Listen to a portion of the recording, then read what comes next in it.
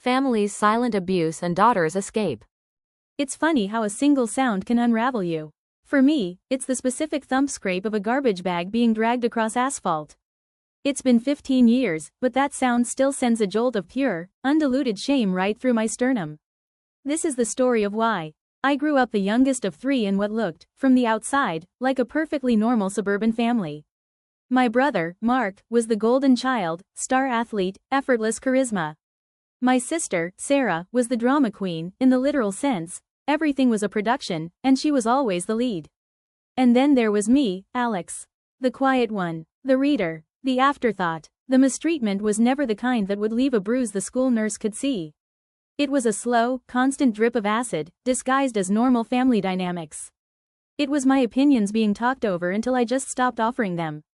It was my achievements, honor roll, a science fair win, met with a, "That's nice, honey," before the conversation swiftly returned to Mark's latest touchdown or Sarah's lead in the school play.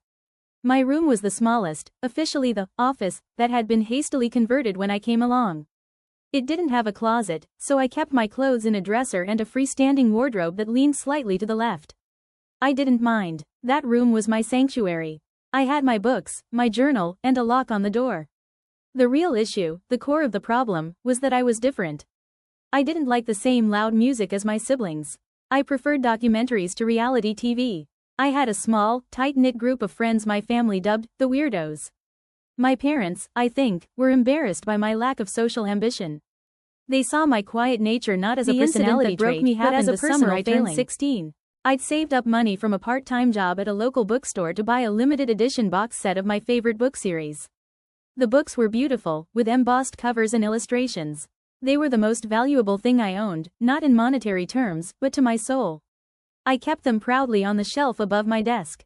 One weekend, my parents decided to host a big barbecue for my dad's work colleagues. Our house had to be perfect. My mom was in a frenzy of cleaning. The day before the party, I came home from work to find my room different. Cleaner. Too clean. I looked at my shelf. The box set was gone. A cold dread washed over me. I ran downstairs to the kitchen, where my mom was polishing wine glasses. "Mom, where are my books? The special ones from my shelf?" She didn't even look up. "Oh, those old things?" The box was looking really worn and shabby, Alex. "It was cluttering up your room. I put it in the garage sale pile." The garage sale. The annual event where my family would sell off anything they deemed junk, usually my things, without asking. The proceeds always went into the family fun fund, which meant tickets to things my brother and sister wanted to do. I felt the blood drain from my face. You what? Mom, I bought those with my own money. They're not old, they're special editions." She finally looked at me, with that sigh of exasperation I knew so well. "Don't be so dramatic, Alex. They're just books. You have a whole shelf of them. We need to present a certain image tomorrow." Tears welled in my eyes, but I refused to let them fall in front of her. I stormed out to the garage, my heart pounding. There, on a folding table, amidst old vases and my brother's outdated video games, was my box set. It had a price sticker on it, $5. I snatched it up and held it to my chest. Just then, my dad walked in. "Whoa, where are you going with that? Your mother priced that for the sale." "It's mine," I said, my voice trembling. "You can't sell my things without asking." "Alex, we've been over this," he said, his tone firm. "This is a family house. We all make sacrifices. Now, put it back. Your mother's stressed enough as it is."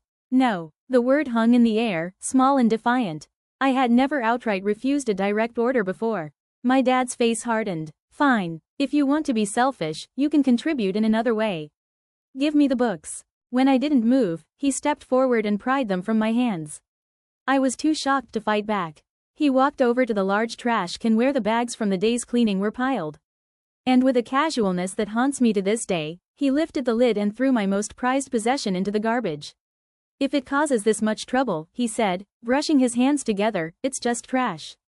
I stood there, paralyzed. I heard the thump scrape as he dragged the full trash bag out to the curb for the next morning's pickup. The sound of my dignity being taken out with the weekly trash. I didn't go to the barbecue the next day. I told them I was sick, which was true. I felt sick to my stomach. I lay in bed, listening to the laughter and chatter from the backyard, a party happening in a world I no longer felt part of. That was the turning point. The moment the acid drip finally ate through the vessel. The love and respect I had for my family curdled that day into something else, a quiet, determined resolve. I stopped trying to win their approval. I worked more hours, saved every penny. I applied to colleges on the other side of the country, and when acceptance letters came, I didn't make a big announcement. I just told them I was leaving in August. Their reaction was a confused mix of offense and dismissal. Why so far? It's a phase. You'll be back. They couldn't comprehend that my quietness wasn't weakness but observation. And I had observed that I was not valued in that house. The day I left, my mom cried. They were confused tears, the kind you shed when a piece of furniture you never paid much attention to suddenly gets up and walks out the door. I felt nothing, just a profound need for distance. It's been years now. I have a good life, a career I love, friends who are my chosen family. The contact with my birth family is minimal, obligatory birthday calls, sterile holiday texts. They still tell me I'm too sensitive, that I hold a grudge. They'll never understand that it's not a grudge. It's a scar. A grudge is something you actively carry. A scar is just a reminder of a wound that has healed, but forever changed the landscape of your skin. They think I'm punishing them by being distant. The truth is, I'm just protecting myself.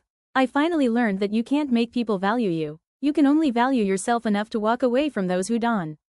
And every now and then, when I'm taking my own trash out and the bag makes that specific thumb scrape sound, I pause. I remember the 16-year-old kid whose heart broke in a garage. And I feel a surge of pride for him, for surviving, for building a bookshelf in a home of his own, filled with books that no one will ever throw away.